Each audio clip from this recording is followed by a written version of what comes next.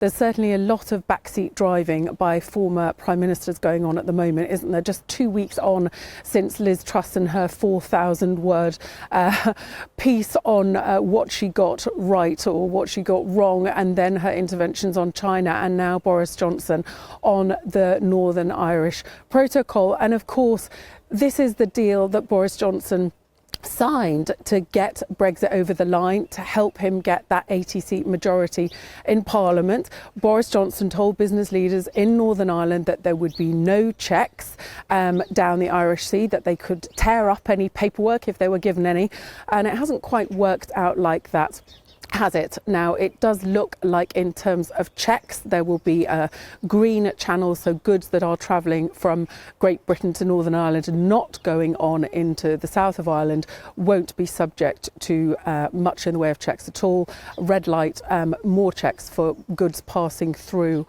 on to Ireland. But certainly the role of the European Court of Justice is likely to cause huge problems, and the Democratic Unionist Party, although they have said there's progress, still have real concern. So as Rishi Sunak has said, still some work to do. Katherine, what's the gossip, which I've just sort of caught a little bit of, which suggests that if Rishi doesn't get this right, his position as Prime Minister will come into question?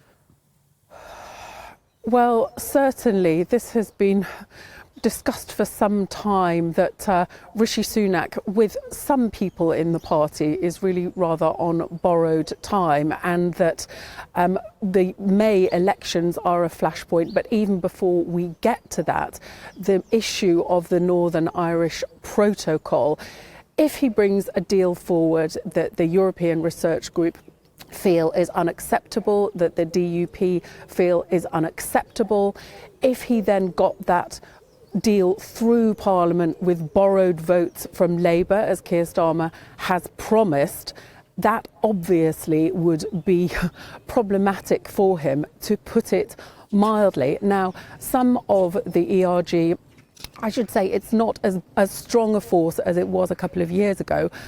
Some prominent members like Steve Baker, who was a real Brexit hard man, is now Minister for Northern Ireland. He's now been taken into the fold. He's been quite apologetic about some of the behaviour that took place in the past.